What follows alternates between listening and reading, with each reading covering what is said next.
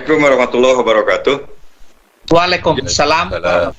Saya hanya ingin mengulang dan memastikan bahwa saya Gaido Group yang dalam hal ini menjalin kerjasama dengan rekan-rekan dari Pi Network untuk menjembatani 4 hal yang sangat dibutuhkan oleh rekan-rekan semuanya.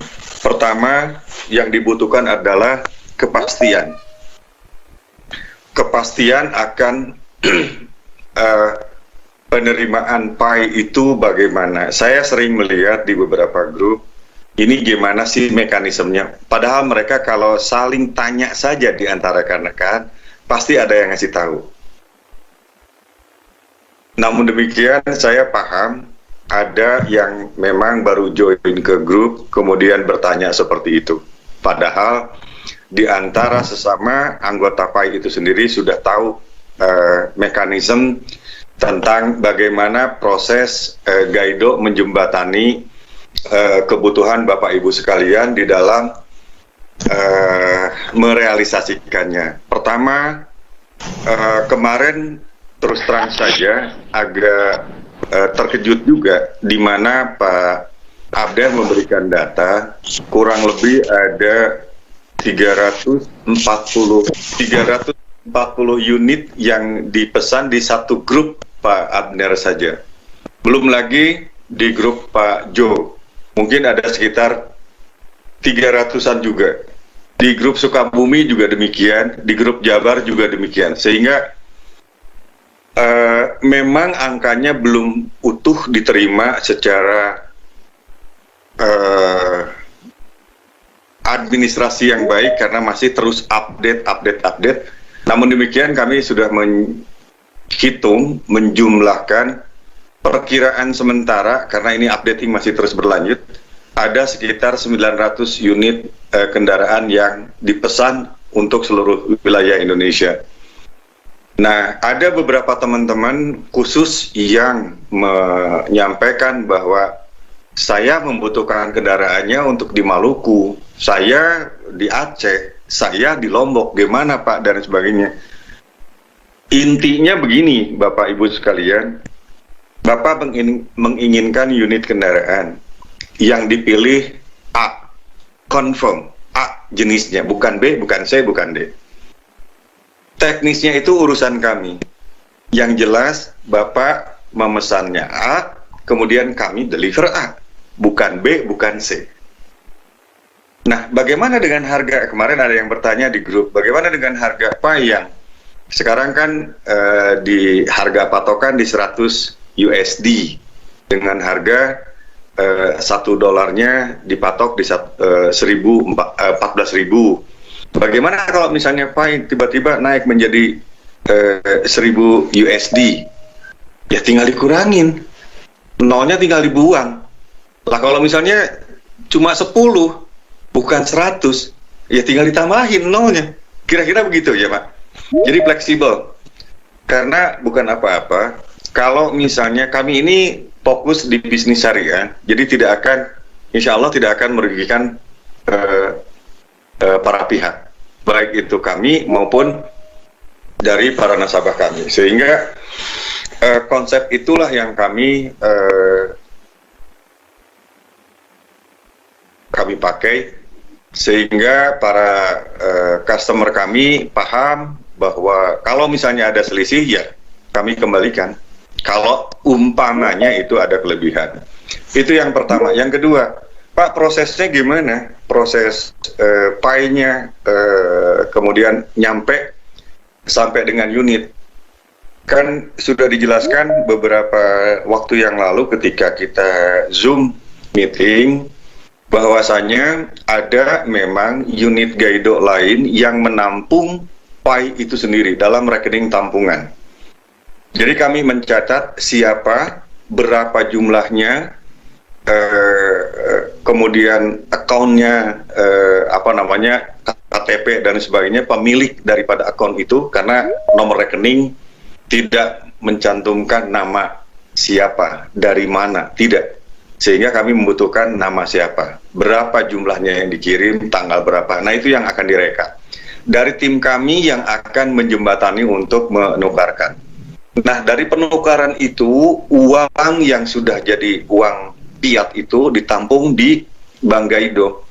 Dari Bank Gaido akan menyalurkan, kami tidak mau uang yang sudah menjadi uang itu, uang fiat, ditampung atau dihimpun oleh salah satu orang. Tidak.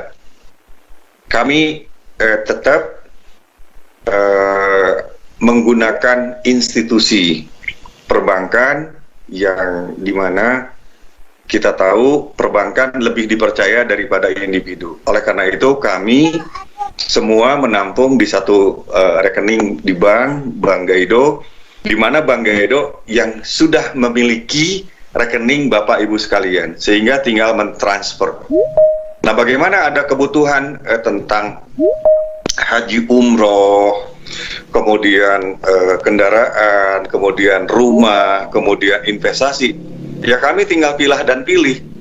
Si A memiliki koin seumpama yang distorkan ke kami adalah 1000 pai. 1000 pai itu untuk unit kendaraan, ambil contoh 472 kalau tidak salah untuk satu unit. Kemudian untuk umroh 32. Berarti masih banyak sisa dong? Iya. Nah, ketika misalnya sudah cair menjadi uang fiat, jadi cemplungkan ke rekeningnya. Bapak Ibu sekalian tinggal ngambil di bank, bukan di saya, bukan di Pak Jo, bukan di Pak Abner, tetapi di bank. Bank itu sendiri yang Anda bisa kontak melalui WA, melalui telepon yang bisa dikendalikan dari handphone. Anda membutuhkan berapa, mau ditransfer kemana, dan lain-lain, itu tinggal memerintahkan saja ke banknya. Dan itulah yang disebut dengan private banking. Dari private banking itu Anda boleh menggunakan uang itu untuk kemana, dan untuk ditarik kemana, untuk ditransfer kemana. Jadi, itulah enaknya. Orang kadang-kadang suka bertanya, ada ATM-nya enggak? Kok ATM? Handphone aja digunakan, Pak. Bu, nggak usah bingung-bingung nyari ATM. Kadang-kadang kita datang ke ATM, uangnya juga kosong. Kita harus nyari lagi, ATM mana yang kira-kira yang terdekat. Nah, ini private banking di mana handphone Anda miliki, tinggal menghubungkan ke bank bahwa Anda membutuhkan uang sekian untuk pembayaran A, pembayaran B, atau untuk ditransfer ke A, atau untuk ditransfer ke B. Selesai. Kira-kira demikian. Jadi flow-nya seperti itu. Nah, perlu diketahui juga bahwa kami menerima, tentu sudah paham semuanya bahwa pai itu bisa ditransfer manakala setiap individu pemilik pai koin sudah menjalani KYC. Karena kalau sekarang ditransfer berarti itu testnet. Nah, ketika sudah lolos dari KYC, sudah verifikasi selesai, maka pai itulah yang resmi, yang memang bisa Bapak Ibu sekalian transfer ke kami, dan itu syah transaksinya untuk ditampung. Begitu juga untuk umroh, untuk investasi, dan juga untuk kepemilikan rumah. Kira-kira seperti itu Bapak Ibu sekalian. Kalau memang ada yang mau ditanyakan seputar tadi, silakan. Dengan senang hati saya akan mencoba untuk menjelaskan satu persatu, sehingga di mute, Pak, masih di mute? Udah. Oke. Oh, sebentar. Dihidupkan lagi, Pak. Dihidupkan lagi. Jadi Bapak Ibu sekalian, sekiranya tadi ada pertanyaan yang saya jelaskan, di mana masih yang kurang jelas, dari mulai awal sampai yang tadi saya jelaskan, silakan Pak, dengan senang hati saya akan coba untuk menjelaskan kira-kiranya Bapak yang masih ada keraguan. Terima kasih Pak Abner, monggo silakan. Jadi kami sangat terbuka menerima itu, menerima pai, manakala memang Bapak sudah bisa mentransfernya, bukan testnet ya. Kalau testnet kan masih berlaku untuk mengetes, tetapi kalau pai nanti yang asli, Bapak tentu harus lolos dari verifikasinya oleh tim KOR nanti. Jadi kami menerima Pak, jangankan dari Aceh Pak, dari seluruh negeri Pak, insya Allah. Bank Gaido itu di seluruh Indonesia, setiap ada Gaido travel haji dan umroh, di situ ada counter Bank Gaido. Ada 63 seluruh Indonesia. Jadi kalau misalnya ada travel dan umrohnya, berarti di situ ada banknya, atau ada banknya di situ ada umrohnya atau umroh hajinya. Kira-kira seperti itu Pak. Jadi ada 63. Nah kalau misalnya di daerah Bapak kebetulan tidak ada cabang maksudnya dan sebagainya, Bapak bisa menghubungi kami ke Bank Gaido langsung. Nanti saya akan kasih linknya, bagaimana cara mendaftarnya dan sebagainya. Nah, terkait dengan tadi mobile banking seperti apa? Nah, saya jawab Pak tadi bahwa kami bukan sekedar mobile banking, tapi private banking Pak. Kalau mobile banking, Bapak tidak bisa bernegosiasi. Kalau private banking, kapanpun Bapak di kebun juga bisa transaksi Pak, karena Bapak pegang. Rekening Bapak ada di handphone, jumlah amount-nya juga ada datanya di handphone, kebutuhan Bapak mau kemana juga bisa di handphone. Selama handphone itu menggunakan internet ya, internet yang bisa diakses, kemudian bisa mengakses, kemudian Bapak bisa berkomunikasi dengan pihak bank. Dan itulah bedanya private banking dengan mobile banking. Kalau mobile banking bisa stuck Pak, kalau private banking tidak Pak. Jadi Bapak butuh uang, dianterin uang cash ya dianterin ke rumah Bapak, kira-kira begitu. Pertama, kalau memang kami menyadari Pak bahwa Gaido itu berawal dari satu unit usaha di mana fokusnya adalah ke travel umroh dan haji. Jadi dari situ, jadi bermainnya Indonesia dan Timur Tengah Pak. Kebetulan Pak Hasan itu adalah ketua Kadin Timur Tengah. Jadi ketua Kadin Timur Tengah, sehingga tidak banyak dulu berkecimpung di Indonesia. Jadi lebih banyak warawiri. Nah, kemudian selama 20 tahun mengembangkan berbagai jenis usaha yang notabene akhirnya merambah ke mana-mana. Salah satunya adalah ada properti, ada bank, ada unit usaha mobil, kemudian ada juga restoran, ada catering, ada fasilitas rekreasi, 8 destinasi tempat wisata di Banten, ada Gaido Media, ada TV dan lain-lain, majalah elektronik, dan yang terbaru adalah Gaido Medica. Jadi Halo Dokternya, pesaingnya Halo Dokter. Kalau sekarang hanya Halo Dokter, ke depan ada Gaido yang memiliki Gaido Medica. Kira-kira seperti itu. Jadi offline-nya ada, online-nya ada. Terkait dengan tadi Bapak keinginan seperti untuk membangun komplek Pioneer di Bengkulu. Kami sudah merancang Pak untuk Sukabumi. Jadi di Sukabumi dengan 1.300 Pioneer membuat sebuah komplek perumahan yang berharga 500 juta dan 1 miliar. Nah, di sebelahnya itu ada tempat rekreasi terpadu yang sahamnya dimiliki oleh seluruh Pioneer. Sehingga antara rumah dengan tempat rekreasi terpadu, soalnya ada apartemen juga Pak di sana, pemiliknya sahamnya dimiliki oleh Pioneer. Jadi kami batasi kalau di Sukabumi itu masing-masing orang hanya 100 PAI saja. Sahamnya rata. Jadi ketika RUPS setiap tahun itu dibagi hasilnya rata. Kontrolnya akan dikelola oleh profesional dan kemudian bagi hasilnya semua pemegang saham kebagiannya rata. Ya, jadi untuk keinginannya Bapak tinggal catat saja Pak, nanti kita keep kontak. Saya akan kenalkan dengan di Root Gaido Propertinya agar teknis di lapangannya seperti apa, silakan nanti Bapak berhubungan dengan di Root Gaido Propertinya. Apa namanya Gaido Property seperti apa? Silakan linknya diklik aja Pak di gaidogroup.com. Kita itu bank Pak, sama semuanya, regulasinya sama ke BI, namanya bank konvensional, bank syariah itu sama Pak, karena hanya kripto yang tidak memiliki bank sentral, jadi hanya kripto saja Pak. Bank itu core bisnisnya perbankan Pak, bukan exchanger. Clear Pak ya?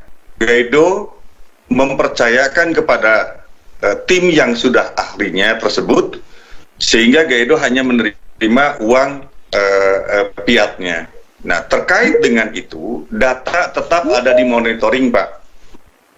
Data rekening masing-masing, jumlah data dan lain-lain, pemiliknya siapa, jumlahnya berapa, yang disetorkan tetap di monitoring oleh Bank Gaido agar dalam pencairannya tidak ada selisih.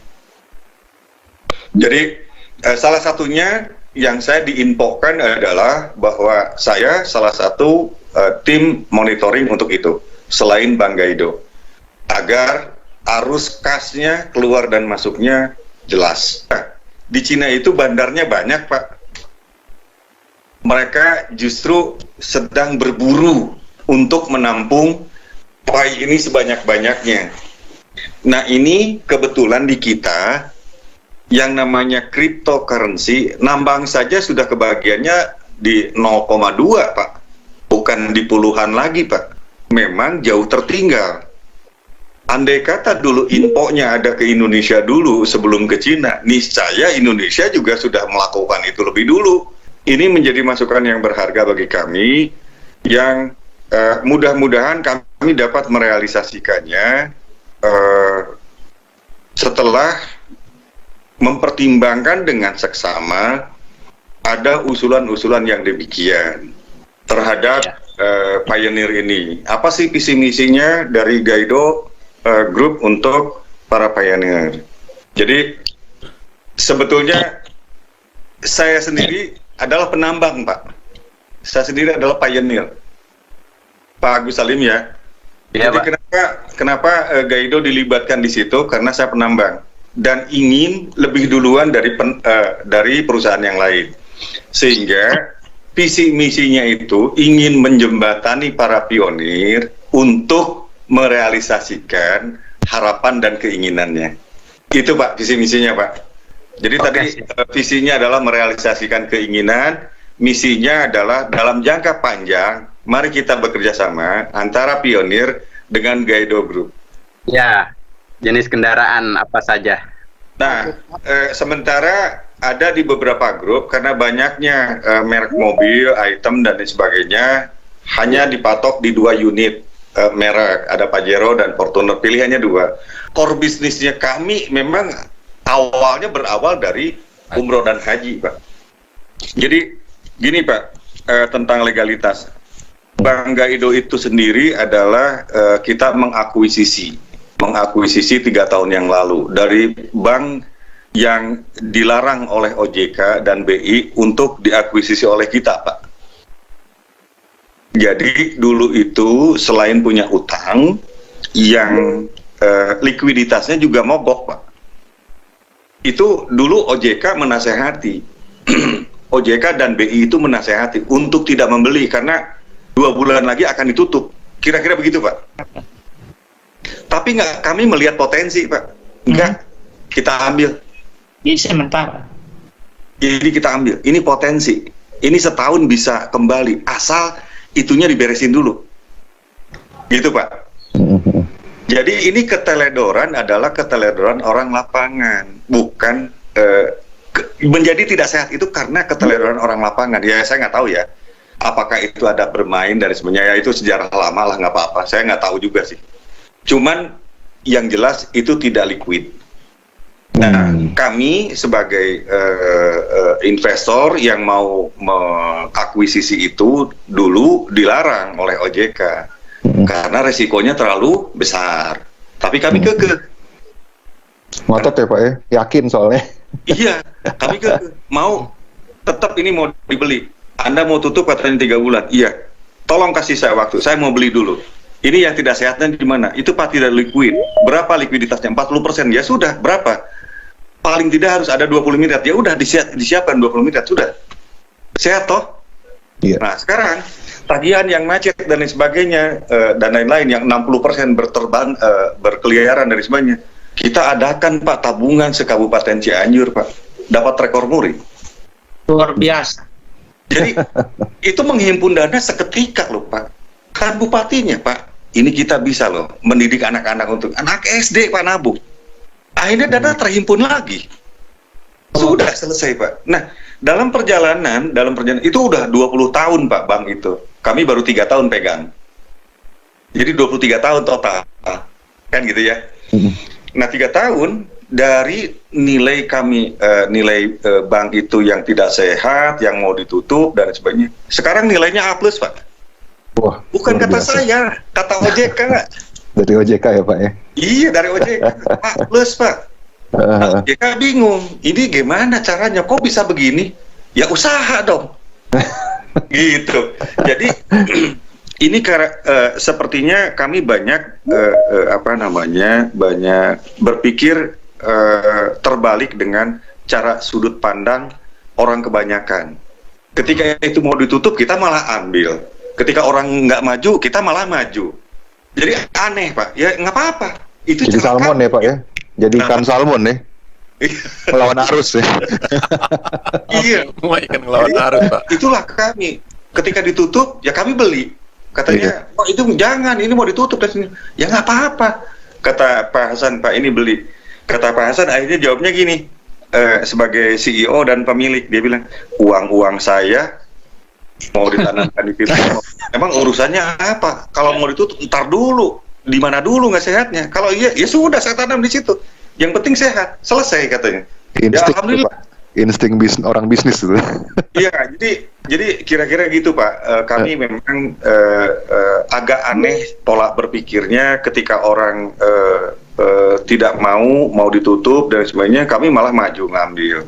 Nah sekarang ketika orang-orang besar tidak ada yang ngambil dan sebagainya, ya kami mendingan ngambil Pak. Yang besar ya biarin aja yang sudah besar. Kami kan mau membesarkan lagi Pak.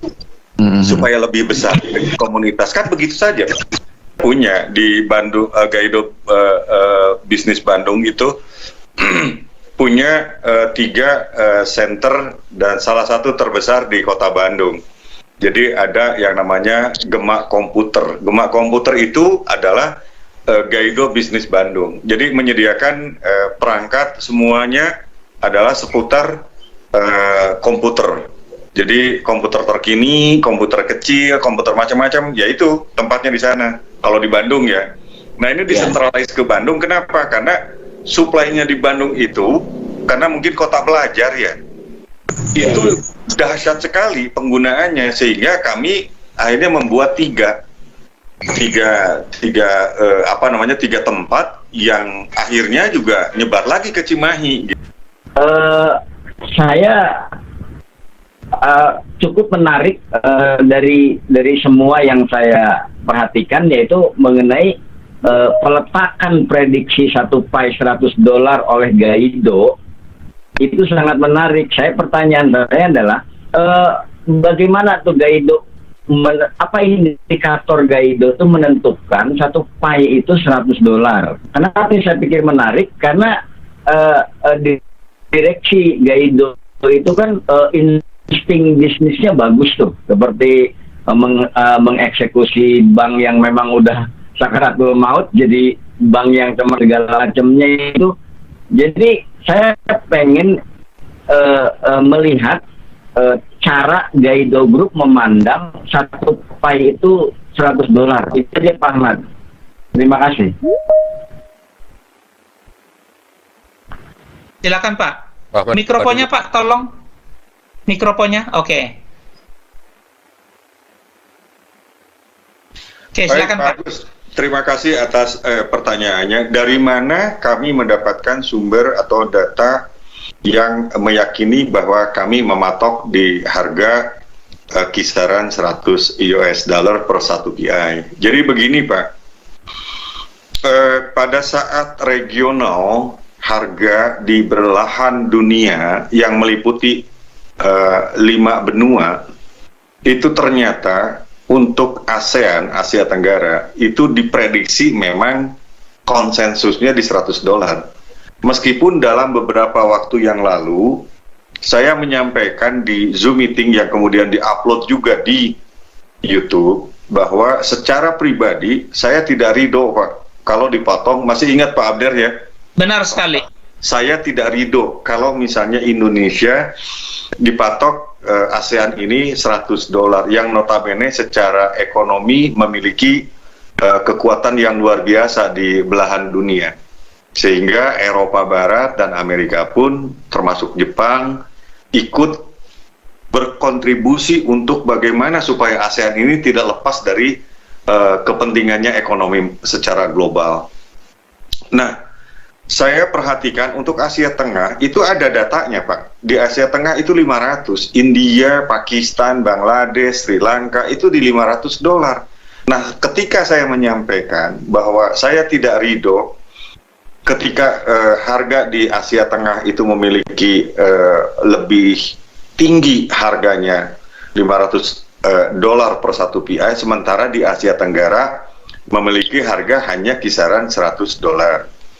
Nah, sementara kalau di Eropa Barat dan di Amerika memiliki harga $1.000, saya tidak mau ngotak-ngatik, Pak, karena memang living cost-nya juga mahal.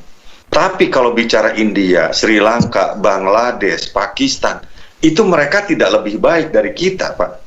Itu juga jadi pertanyaan, kenapa mereka bisa memiliki harga di atas kita rata-rata. Nah, selidik punya selidik, ternyata market share-nya mereka lebih besar, Pak, daripada kita.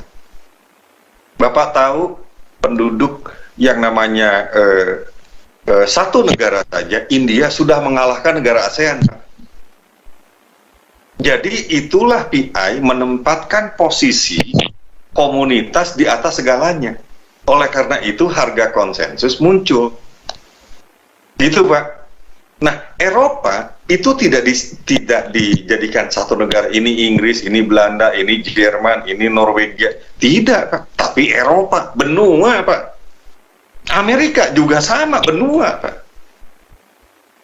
Sehingga itu yang menempatkan, kami menganalisis satu-satu, ini kenapa, cari sebabnya. Ternyata harga di sana lebih tinggi itu karena jumlah penambangnya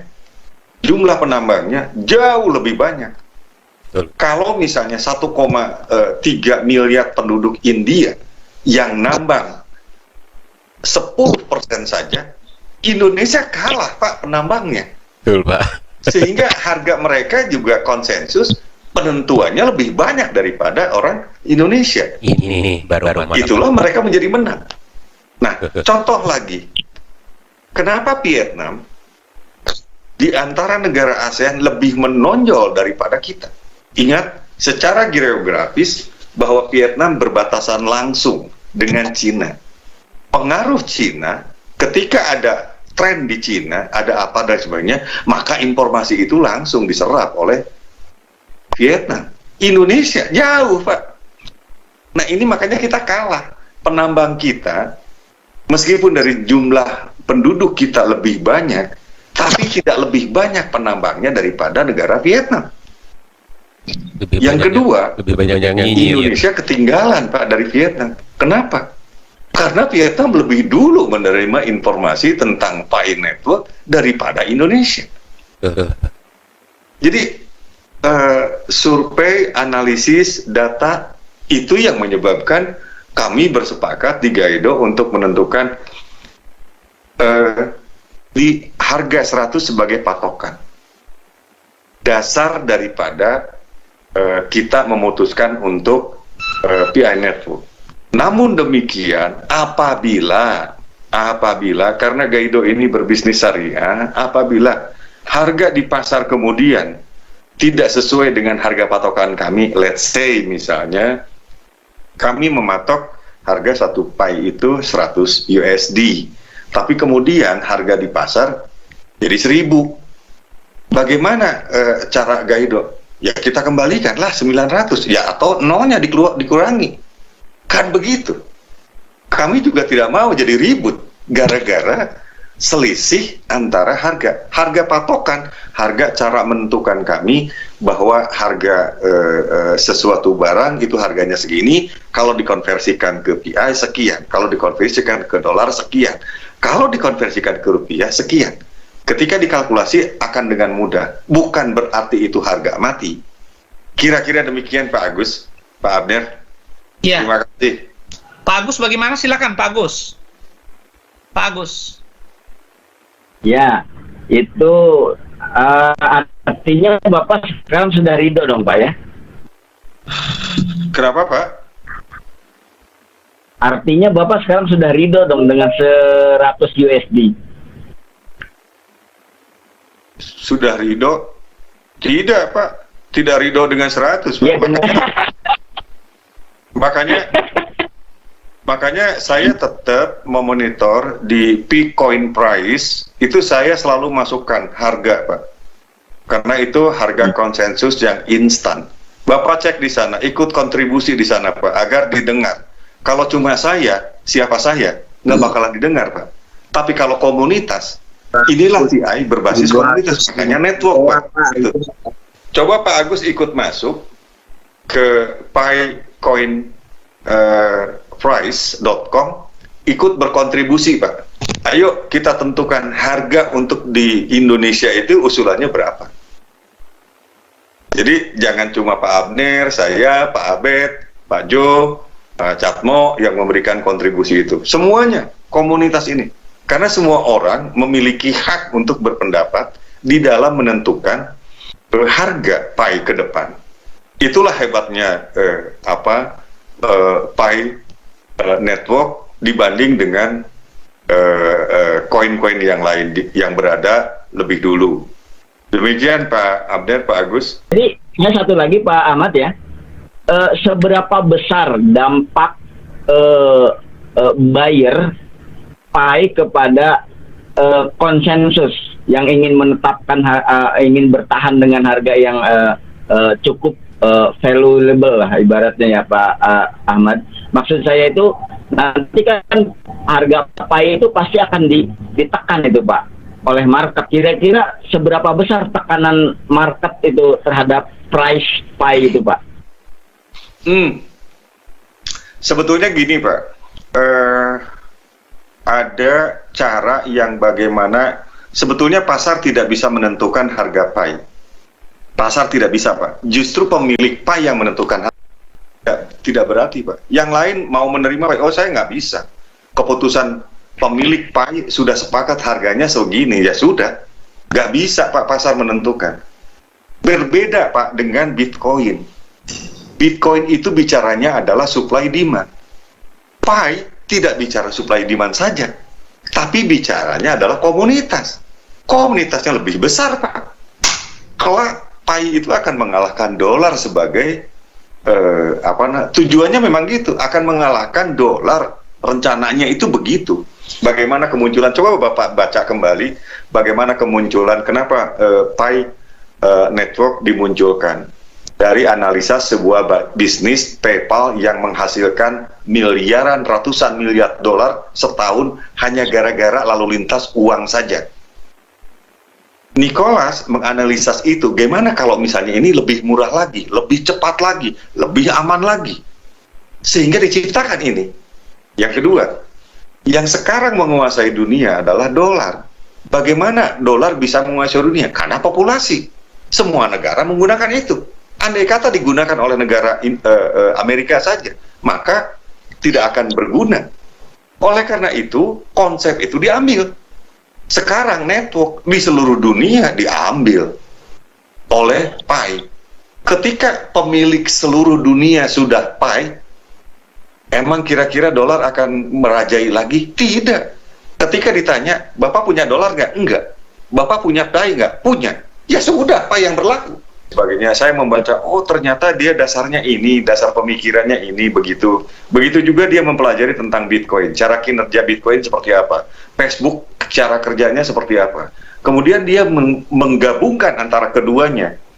Bayangkan Pak, di antara kedua popularisasi di dunia itu digabungkan menjadi satu, jadi Pi. Lalu di dalam marketing, dia gabungkan lagi. MLM dia ambil, tetapi hanya sepotong saja. Tidak menyeluruh. Terus cara pemasarakatnya beda dengan pemasaran seperti Bitcoin yang harus dibeli. Ini digratiskan dulu, otomatis orang berbondong-bondong. Komunitaslah yang akan menjadi besar. Dan itu Pak yang menjadi kenapa Indonesia, kenapa Cina, kenapa India menjadi pasar bagi negara-negara kaya. Karena jumlah penduduk. Kenapa Indonesia menjadi bulan-bulanan importir terus Pak? Karena memang serapannya banyak Pak penduduknya. Salah satunya itu. Pai ke depan demikian kira-kira Pak. Pak Abed, mohon koreksi kalau salah, Pak Abner. Sudah mantap itu, Pak. Aduh. Mantap. Mantap. Terima kasih. Terima kasih Pak Abner. Terima kasih Koin, Pak Pak. Ahmad. Iya. Baik, Koin terima Bapak kasih. berapa? Koin Baik. Pak Agus tuh berapa koinnya? Koinnya berapa? Saya ada downline itu sekitar 12, masih sedikit Pak Abner. Koin saya sekitar 1.200-an lah. Oh, udah 2 Pajero Pak itu.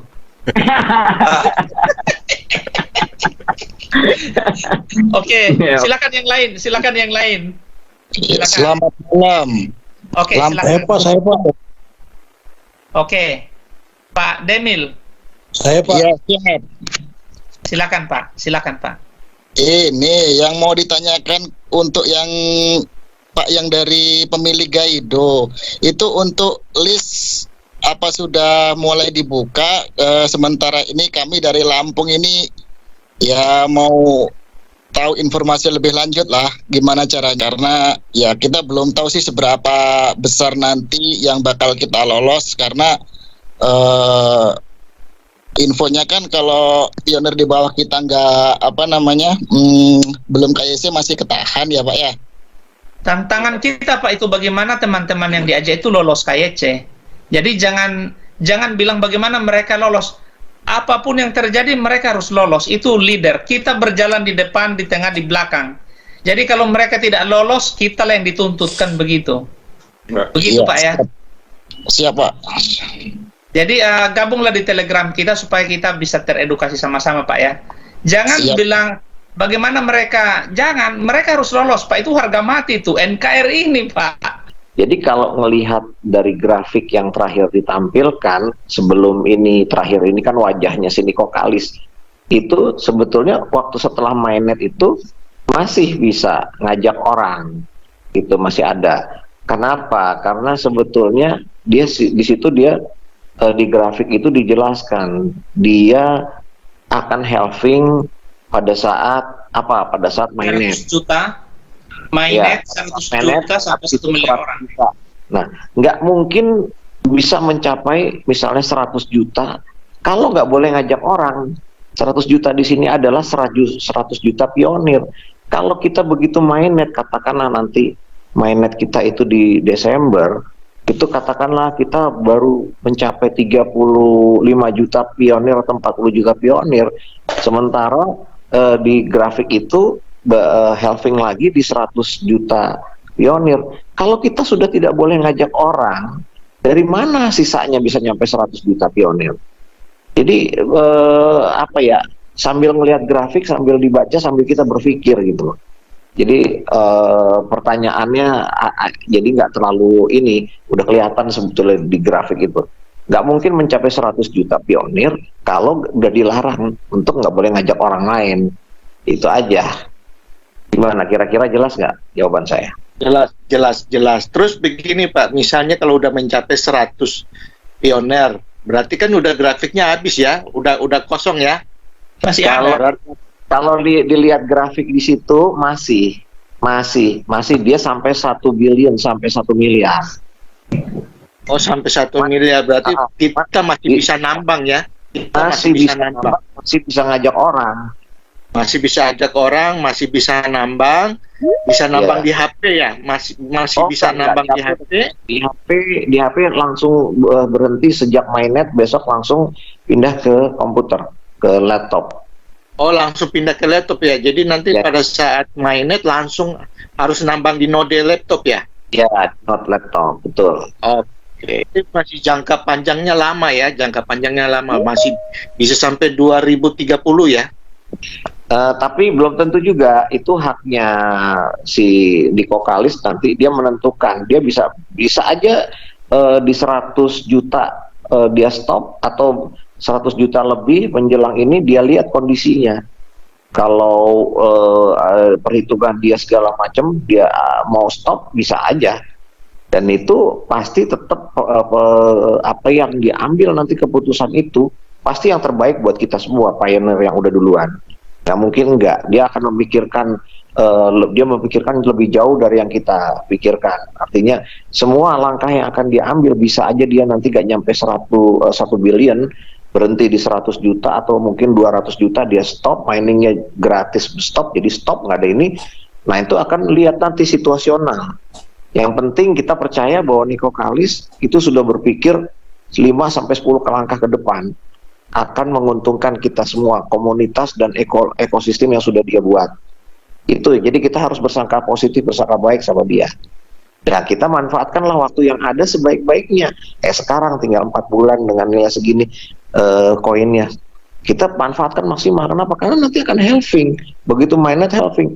Bayangin kalau misalnya sekarang sudah mencapai per jamnya misalnya 4 koin, ya, dengan referral 100 orang